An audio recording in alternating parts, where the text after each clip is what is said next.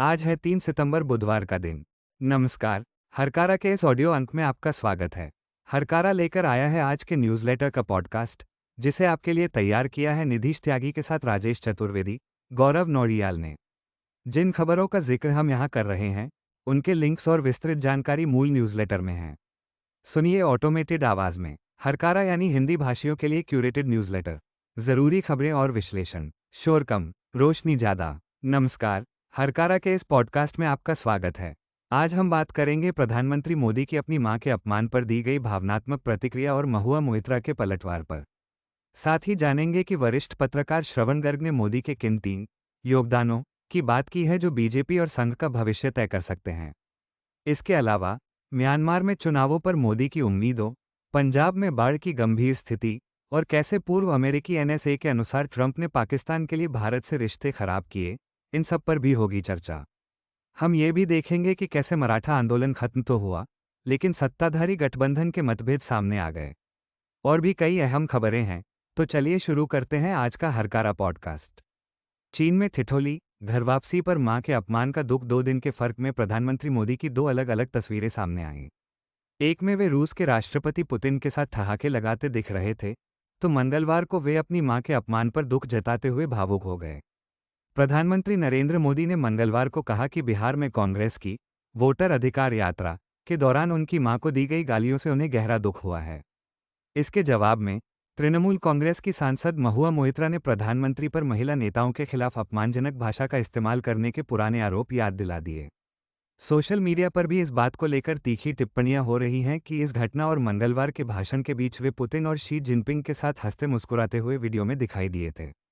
ये पूरा घटनाक्रम राजनीतिक बहस के गिरते स्तर और व्यक्तिगत हमलों के बढ़ते चलन को दिखाता है। प्रधानमंत्री नरेंद्र मोदी ने चुनाव वाले बिहार में महिलाओं के स्वयं सहायता समूहों के लिए एक नई सहकारी पहल के वर्चुअल लॉन्च के दौरान ये बात कही। उन्होंने कहा, मां हमारी दुनिया है, मां हमारा स्वाभिमान है। मैंने कुछ दिन पहले इस परंपरा समृद्ध बिहार में जो हुआ, उसकी कल्पना भी नहीं की थी। बिहार में राजद कांग्रेस के मंच से मेरी मां को गाली दी गई। इस पर पलटवार करते हुए तृणमूल कांग्रेस की सांसद महुआ मोइत्रा ने सोशल मीडिया प्लेटफॉर्म एक्स पर लिखा, ममता बनर्जी के खिलाफ दीदी ओ दीदी की सड़क छाप वोटिंग से लेकर सोनिया गांधी जी के खिलाफ जर्सी गाय और कांग्रेस की विधवा से लेकर शशि थरूर की दिवंगत पत्नी के लिए 50 करोड़ की गर्लफ्रेंड तक, नरेंद्र मोदी ने सब कुछ कहा है। आज उनका माइंड योर लैंग्वेज भाषण थोड़ा अजीब है। इस मामले में मोहम्मद रिजवी नाम के एक स्थानीय कांग्रेस समर्थक को आरोपी के तौर पर पहचाना गया और उसे गिरफ्तार कर 14 दिनों की न्यायिक हिरासत में भेज दिया गया है। जैसे ही प्रधानमंत्री मोदी ने कहा कि मेरी उस मां को आरजेडी कांग्रेस के मंच से गाली दी गई, जो आज सशरीर इस दुनिया में नहीं है, बीजेपी का इकोसिस्टम सोशल मीडिया पर सक्रिय हो गया। दिल्ली की बीजेपी नेता रेखा गुप्ता ने एक्स पर पीएम मोदी के भाषण को साझा करते हुए लिखा, मोदी जी के शब्दों में जब मां के अपमान का दर्द झलका तो हृदय व्यथित हो उठा, लेकिन इसके तुरंत बाद कई लोगों ने उनका 5 अक्टूबर 2016 का एक कथित ट्वीट निकालकर पोस्ट करना शुरू कर दिया, जिसमें दिल्ली के तत्कालीन मुख्यमंत्री अरविंद केजरीवाल और उनकी मां के बारे में आपत्तिजनक भाषा का इस्तेमाल किया गया था। इसके साथ ही मोदी से लेकर अमित शाह और बीजेपी प्रवक्ताओं की महिलाओं के बारे में की गई पुरानी टिप्पणियां भी सोशल मीडिया पर वायरल होने लगीं। Hurkaru deep dive. श्रवण गर्ग के अनुसार नरेंद्र मोदी के 3 बड़े योगदान। एक तरफ जहां प्रधानमंत्री मोदी अपने खिलाफ इस्तेमाल होने वाली गालियों का मुद्दा उठाते हैं, वहीं वरिष्ठ पत्रकार और संपादक श्रवण गर्ग ने उनके कार्यकाल का एक अलग विश्लेषण पेश किया है। उन्होंने मोदी के 3 ऐसे योगदानों को रेखांकित किया है जो भारतीय जनता पार्टी, बीजेपी और संघ के भविष्य को गहराई से प्रभावित कर सकते हैं। श्रवण गर्ग के अनुसार प्रधानमंत्री मोदी का पहला और सबसे महत्वपूर्ण योगदान ये है कि उन्होंने अपनी ही पार्टी, बीजेपी को संगठनात्मक रूप से मजबूत नहीं होने दिया। गर्ग का तर्क है कि मोदी ने सत्ता और नेतृत्व को इस तरह अपने में केंद्रित किया कि पार्टी में कोई दूसरा नेता उभर ही नहीं सका। उन्होंने कहा, 1 से लेकर 10 तक वही हैं, जिसके कारण पार्टी व्यक्ति आधारित हो गई और संगठन की सामूहिक शक्ति कमजोर हुई। इस केंद्रीकरण ने पार्टी के भीतर स्वाभाविक नेतृत्व के विकास को रोक दिया। गर्ग के विश्लेषण में मोदी का दूसरा बड़ा योगदान राष्ट्रीय स्वयंसेवक संघ (आरएसएस) को कमजोर करना है। उनका मानना है कि मोदी के कार्यकाल में संघ का प्रभाव और उसकी पकड़ लगातार कम हुई है। गर्ग का मानना है कि मोदी ने संघ को राजनीतिक रूप से इतना अधिक इस्तेमाल किया कि उसकी सामाजिक और सांस्कृतिक स्वायत्तता कम हो गई, जिससे संघ भविष्य में उतना प्रभावशाली नहीं रह पाएगा जितना पहले था। गर्ग के मुताबिक अगर मोदी ने पार्टी और संघ दोनों को मजबूत किया होता तो उनकी हुकूमत अगले 100 सालों तक बनी रह सकती थी। तीसरे योगदान के रूप में गर्ग इस बात पर प्रकाश डालते हैं कि प्रधानमंत्री मोदी ने जानबूझकर अपना कोई राजनीतिक उत्तराधिकारी तैयार नहीं होने दिया। गर्ग उनका आभार जताते हुए कहते हैं कि इस कदम ने यह सुनिश्चित किया है कि उनके बाद पार्टी में नेतृत्व का एक बड़ा शून्य पैदा होगा। उन्होंने मोदी और अमित शाह की जोड़ी की तुलना क्रिकेट के दो बल्लेबाजों से की, जिसमें एक के आउट होते ही दूसरा भी पवेलियन लौट जाएगा। इस विश्लेषण के अनुसार ये स्थिति बीजेपी के लिए एक दीर्घकालिक चुनौती पैदा करेगी, क्योंकि एक मजबूत उत्तराधिकारी के अभाव में पार्टी की भविष्य की दिशा अनिश्चित हो सकती है। मोदी को म्यांमार में निष्पक्ष चुनावों की आशा। एक तरफ भारत में विपक्ष वोट चोरी के आरोप लगा रहा है, तो दूसरी तरफ प्रधानमंत्री मोदी ने चीन के तियानजिन में म्यांमार की सेना के प्रमुख और जुंटा के चेयरमैन जनरल मिन आंग हलाइंग से मुलाकात की। मोदी ने उनसे कहा कि उन्हें उम्मीद है कि म्यांमार में आगामी चुनाव निष्पक्ष और समावेशी तरीके से होंगे, जिसमें सभी हितधारक शामिल होंगे। ये बयान उस आलोचना के बीच आया है जिसमें कहा जा रहा है कि जुंटा सरकार ने दिसंबर में होने वाले चुनावों में अपदस्थ प्रधानमंत्री आंग सान सू की की party national league for democracy को हिस्सा लेने से रोक दिया है। पंजाब के सभी 23 जिले बाढ़ से प्रभावित। पंजाब में बाढ़ की स्थिति गंभीर हो गई है और अब राज्य के सभी 23 जिले इसकी चपेट में आ चुके हैं।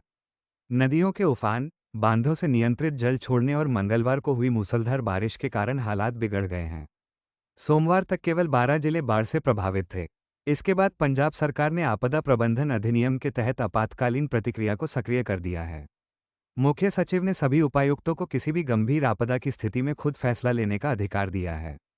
हालांकि बाढ़ प्रभावित पंजाब का जायजा लेने के लिए केंद्रीय टीमें अभी तक नहीं पहुंची हैं। अब तक बाढ़ से 30 लोगों की मौत हो चुकी है। बाढ़ ने 3,54,626 लोगों को प्रभावित किया है और लगभग 19,600 लोगों को सुरक्षित स्थानों पर पहुंचाया गया है, जिनमें 1,400 गांव भी शामिल हैं। 4 लाख एकड़ से ज़्यादा जमीन पर लगी धान और कपास की फसलें पानी में डूब गई हैं। एक समय भारत के सबसे अच्छे दोस्त थे ट्रंप। कैसे बिगड़े रिश्ते? अमेरिका के पूर्व राष्ट्रीय सुरक्षा सलाहकार जैक सुलिवन ने एक बड़ा खुलासा किया है। उन्होंने कहा है कि पूर्व राष्ट्रपति डोनाल्ड ट्रंप ने पाकिस्तान की उनके परिवार के साथ कारोबारी सौदे करने की इच्छा के कारण भारत के साथ संबंधों को ताक पर रख दिया था। उन्होंने इस कदम को अमेरिका के लिए बहुत बड़ा रणनीतिक नुकसान बताया। लेकिन यह सब इतनी जल्दी कैसे हुआ? द कन्वर्सेशन में प्रकाशित एक विश्लेषण के अनुसार पिछले साल जब ट्रंप ने चुनाव जीता था तो नई दिल्ली में कई लोग खुश थे। मोदी ने अपने दोस्त को बधाई दी थी, लेकिन ट्रंप के पद पर लौटने के कुछ ही दिनों बाद जब मोदी उनसे मिलने वॉशिंगटन गए तो मुलाकात अच्छी नहीं रही। बैठक से ठीक पहले भारतीय नागरिकों को हथकड़ी और बेड़ियों में अमेरिका से एक सैन्य विमान पर निर्वासित किए जाने की तस्वीरों ने मोदी को शर्मिंदा किया। कुछ हफ्तों बाद ट्रंप ने घोषणा की कि भारत पर 27% का टैरिफ लगाया जाएगा। इसी बीच 22 अप्रैल को कश्मीर में आतंकवादियों ने 26 लोगों की हत्या कर दी। भारत ने 7 मई को पाकिस्तान और पाकिस्तान प्रशासित कश्मीर में आतंकवादी शिविरों पर बमबारी की, जिसके बाद दोनों देशों के बीच तनाव बढ़ गया। 10 मई की सुबह युद्धविराम पर सहमति बनी। इससे पहले कि दोनों सरकारें कुछ कह पातीं, ट्रंप ने इसका श्रेय ले लिया। नई दिल्ली इस पर आग बबूला हो गई, क्योंकि भारत का मानना है कि कश्मीर विवाद द्विपक्षीय रूप से सुलझाया जाना चाहिए। पाकिस्तान ने मौके का फायदा उठाते हुए ट्रंप को नोबेल शांति पुरस्कार के लिए नामांकित कर दिया। इसके बाद ट्रंप ने 17 जून को मोदी को फ़ोन किया और उनसे भी ऐसा ही करने को कहा। इससे भी बदतर, ट्रंप ने मोदी से G7 शिखर सम्मेलन से लौटते समय वॉशिंगटन में रुकने और पाकिस्तान के सेना प्रमुख आसिम मुनीर से मिलने का अनुरोध किया। एक रिपोर्ट के अनुसार यह मोदी के लिए आखिरी तिनका था। उन्होंने दोनों अनुरोधों को साफ तौर पर अस्वीकार कर दिया। कहा जाता है कि तब से दोनों नेताओं ने बात नहीं की है। इससे नाराज होकर ट्रंप ने रूसी तेल खरीदने के लिए भारत पर टैरिफ दर को बढ़ाकर 50% कर दिया। मराठाओं को कुणबी का दर्जा, आंदोलन वापस। लेकिन गठबंधन में मतभेद उजागर। महाराष्ट्र सरकार के मराठवाड़ा के मराठाओं को कुणबी का दर्जा देने का प्रस्ताव जारी करते ही मराठा आरक्षण आंदोलनकारी मनोज जरांगे पाटिल ने मंगलवार को अपना आंदोलन वापस ले लिया। अब उनके समुदाय को आरक्षण का लाभ मिल सकेगा। लेकिन मुंबई में 4 दिन तक चले इस धरना प्रदर्शन ने सत्ताधारी महायुति गठबंधन के भीतर के मतभेदों को भी उजागर कर दिया। पिता की पार्टी से कविता निलंबित। भारत राष्ट्र समिति (बीआरएस) पार्टी ने एमएलसी कल्वाकुंतला कविता को पार्टी विरोधी गतिविधियों के कारण पार्टी से निलंबित कर दिया है। कविता पार्टी प्रमुख और पूर्व मुख्यमंत्री के चंद्रशेखर राव की बेटी हैं। यह निलंबन बीआरएस के भीतर एक बड़े राजनीतिक उथल पुथल का संकेत है। यह मामला तब शुरू हुआ जब मई महीने में कविता का अपने पिता को लिखा एक पत्र लीक हो गया, जिसके बाद उन्होंने कहा था कि केसीआर शैतानों से घिरे हुए हैं। तब से वो पार्टी में सक्रिय नहीं थी और अपने संगठन तेलंगाना जागृति के तहत राजनीतिक गतिविधियां शुरू कर दी थीं। जब सरकार ने कालेश्वरम परियोजना में कथित अनियमितताओं पर सीबीआई जांच का आदेश दिया, तो कविता ने अपने चचेरे भाई और पूर्व मंत्री टी हरीश राव और पूर्व सांसद जे संतोष कुमार पर निशाना साधा। उन्होंने आरोप लगाया कि इन दोनों नेताओं के कारण केसीआर पर भ्रष्टाचार के आरोप लगे हैं। कविता के निलंबन के बाद उनके अगले राजनीतिक कदम पर सबकी नजरें टिकी हैं। दिल्ली दंगे, उमर खालिद और शरजील इमाम समेत 9 की जमानत याचिका खारिज। दिल्ली उच्च न्यायालय ने 2020 के दिल्ली दंगों से जुड़े बड़ी साजिश मामले में उमर खालिद, शरजील इमाम और 7 अन्य आरोपियों की जमानत याचिकाओं को खारिज कर दिया है। न्यायमूर्ति नवीन चावला और न्यायमूर्ति शालिंदर कौर की बेंच ने यह फैसला सुनाया। सभी आरोपियों पर गैरकानूनी गतिविधियां रोकथाम अधिनियम यानी यूएपीए के तहत मामला दर्ज है। भारतीय मजदूर को बांग्लादेशी बताकर चीनी नौकरी। मुंबई में राजमिस्त्री का काम करने वाले महबूब शेख की कहानी भारत में प्रवासी श्रमिकों के उत्पीड़न की एक बड़ी समस्या को दर्शाती है। पश्चिम बंगाल के मुर्शिदाबाद के रहने वाले 38 वर्षीय महबूब को 9 जून को मुंबई के पास मीरा रोड में पुलिस ने हिरासत में ले लिया। उन पर बांग्लादेश से आया अवैध प्रवासी होने का आरोप लगाया गया। हिरासत में लिए जाने पर उन्होंने अपना आधार कार्ड और वोटर कार्ड दिखाया, लेकिन पुलिस ने उन्हें खारिज कर दिया। 13 जून की रात को महबूब को कथित तौर पर बंदूक की नोक पर बांग्लादेश की सीमा में धकेल दिया गया। इस बीच मुर्शिदाबाद में उनका परिवार भूमि रिकॉर्ड और अन्य दस्तावेज इकट्ठा कर रहा था। पश्चिम बंगाल के राज्यसभा सांसद समीरुल इस्लाम और मुख्यमंत्री कार्यालय के हस्तक्षेप के बाद बीएसएफ और बॉर्डर गार्ड बांग्लादेश के बीच एक फ्लैग मीटिंग हुई, जिसके बाद महबूब को वापस लाया गया। स्क्रोल की रिपोर्ट के मुताबिक ये घटना भाजपा शासित राज्यों में बंगाली भाषी प्रवासी श्रमिकों को निशाना बनाने के एक बड़े पैटर्न का हिस्सा लगती है। बदलते वैश्विक समीकरण। स्को शिखर सम्मेलन। चीन के तियानजिन शहर में हुए शंघाई सहयोग संगठन एससीओ शिखर सम्मेलन ने दुनिया में बदलते राजनीतिक समीकरणों की साफ तस्वीर पेश की है। चीन के राष्ट्रपति शी जिनपिंग ने इस सम्मेलन के जरिए पश्चिम, खासकर अमेरिका को यह सीधा संदेश दिया है कि अब दुनिया के नियम कुछ ही देश तय नहीं करेंगे। बुधवार को चीन ने एक भव्य सैन्य परेड में अपने अत्याधुनिक हथियारों का प्रदर्शन किया। इस परेड में मेहमानों की सूची भी खास थी, जिसमें रूसी राष्ट्रपति व्लादिमीर पुतिन, उत्तर कोरियाई नेता किम जोंग उन और ईरानी राष्ट्रपति मसूद पेजेशकियान भी शामिल थे। ये पहली बार था जब इन 4 राष्ट्रों के नेता एक साथ एक कार्यक्रम में थे, जिन्हें वॉशिंगटन के रणनीतिकार उथल पुथल की धुरी कहते हैं। कुछ साल पहले तक पुतिन वैश्विक मंच पर अलग थलग नजर आ रहे थे, लेकिन अब हालात बदल चुके हैं। इस बदलाव के पीछे एक बड़ा कारण राष्ट्रपति ट्रंप की नीतियां हैं। इसका सबसे बड़ा प्रतीक वो तस्वीर थी जिसमें भारतीय प्रधानमंत्री नरेंद्र मोदी, व्लादिमीर पुतिन और शी जिनपिंग हाथ में हाथ डाले नजर आए। यह अमेरिकी नीति के लिए एक प्रतीकात्मक झटका था। शिखर सम्मेलन में प्रधानमंत्री मोदी और पाकिस्तान के प्रधानमंत्री शहबाज शरीफ ने एक दूसरे का नाम लिए बिना निशाना साधा। मोदी ने पहलगाम हमले का जिक्र करते हुए आतंकवाद का मुद्दा उठाया, तो शरीफ ने सिंधु जल संधि का जिक्र कर भारत पर निशाना साधा। बाद में स्को की घोषणा में पहलगाम और जाफर एक्सप्रेस दोनों आतंकी हमलों का जिक्र किया गया।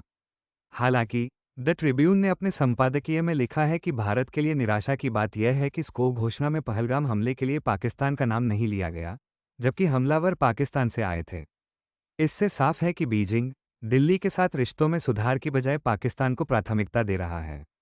एक बयान पर सैयदा हामिद के खिलाफ 16 जिलों में शिकायत। सामाजिक कार्यकर्ता और योजना आयोग की पूर्व सदस्य सैयदा हामिद के खिलाफ असम के 16 जिलों में शिकायतें दर्ज की गई हैं। उन्होंने पिछले हफ्ते गुवाहाटी में असम नागरिक सम्मेलन द्वारा आयोजित एक कार्यक्रम में कहा था कि दुनिया इतनी बड़ी है कि बांग्लादेशी यहाँ असम में भी हो सकते हैं। बाद में संगठन ने उनके इस बयान से खुद को अलग कर लिया। राज्य भाजपा ने उनके बयान पर कड़ा हमला बोला है, जबकि विपक्ष ने भी इसे गलत और अस्वीकार्य कहा है। आज के लिए इतना ही। हमें अपनी प्रतिक्रिया, सुझाव और टिप्पणी जरूर बताएं। मिलेंगे हरकारा के अगले अंक के साथ, जहां होगा शोर कम और रोशनी ज्यादा। आप हरकारा को सबस्टैक के अलावा WhatsApp, LinkedIn, Instagram, Facebook, YouTube, Spotify और ट्विटर पर भी फॉलो कर सकते हैं। नमस्कार। जीते हैं यहाँ दुनिया को धोखा देकर। आज की ताजा खबर, आज की ताजा खबर, आज की ताजा खबर। आओ काका जी इधर, आओ मामा जी इधर, सुनो दुनिया।